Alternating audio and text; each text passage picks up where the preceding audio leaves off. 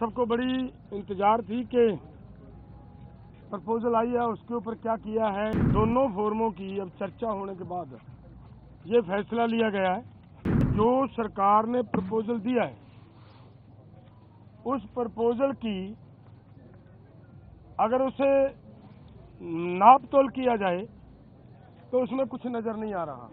2-3 फसलों का बिकने की व्यवस्था बनाए और बाकी किसानों को ऐसे छोड़ दिया जाए, ये हमें उचित नहीं लग रहा। देश का किसान इसी तरह लूटता जा रहे तो वो हमें स्वीकार नहीं है। अब सबको बड़ी इंतजार थी कि प्रपोजल आई है उसके ऊपर क्या किया है, क्या उसके बारे में कुछ तरह के विचार चल रहे थे। कोई कुछ बोल रहा था, कोई कुछ बोल रहा था, लेकिन ये दोनों फोरमों की अब चर्चा होने के बाद ये फैसला लिया गया है कि जो सरकार ने प्रपोजल दिया है उस प्रपोजल की अगर उसे नाप तोल किया जाए तो उसमें कुछ नजर नहीं आ रहा। अगर इसको ध्यान से देखेंगे तो माननीय मंत्री जी कल ये बता रहे थे कि सरकार अगर एमएसपी की गारंटी दालों के ऊपर देती है तो हमारा 1.5 लाख करोड़ रुपया हमारी जेब से खर्च होगा, हमारे बजट के ऊपर वेट पड़ेगा। और इसी के बराबर एक खेती माहर साउथ का प्रकाश कामारेड्डी जी के अनुसार केवल 1,75,000 करोड़ रुपया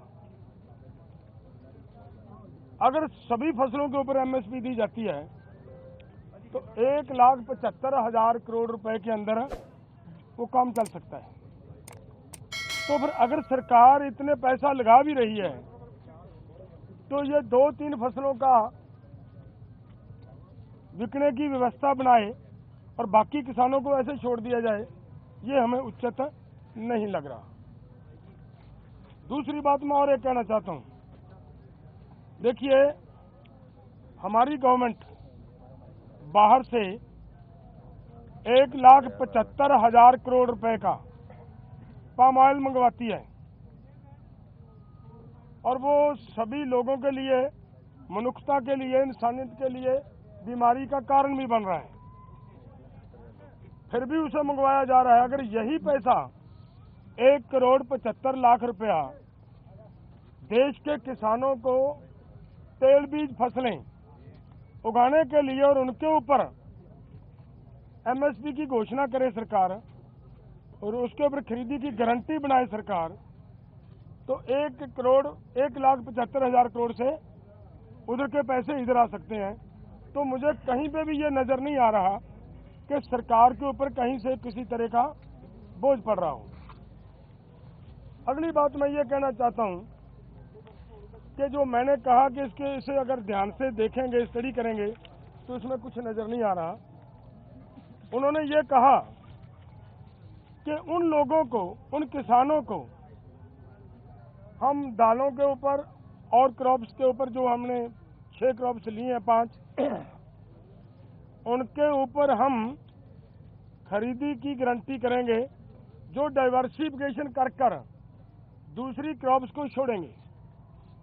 और मेरा इसमें कहने का मतलब है ये उन्हीं को देंगे जिन्होंने धान को छोड़कर मूंग को लगाया होगा। अगर जिन्होंने धान को छोड़कर मूंग को नहीं लगाया, अपने आप नेचुरल मूंग की बिजाई कर रहा है, उसकी खरीदी नहीं होगी। तो इसलिए इन सभी बातों से ये निकल कर आता है कि इसमें से कुछ किसानों को लाभ होने वाला नहीं है। हमारी मांग है कि पूरे देश के किसानों की 23 फसलों के ऊपर हमारी सरकार एमएसपी अनाउंस करती है। जो 23 फसलों के ऊपर एमएसपी की अनाउंसमेंट होती है वो इन्हीं के ही सीएसीपी की सिफारिशों के ऊपर होती है। और जब वो देती है सरकार हमें सीएसीपी के अनुसार एमएसपी का मतलब होता है मिनिमम सपोर्ट प्राइस को और गहनता से उसकी पड़चोल करोगे तो उसका मतलब ये होता है कि कम से कम आपको जिंदा रखने के लिए, आपको स्टैंड रखने के लिए एक सपोर्ट दी जा रही है।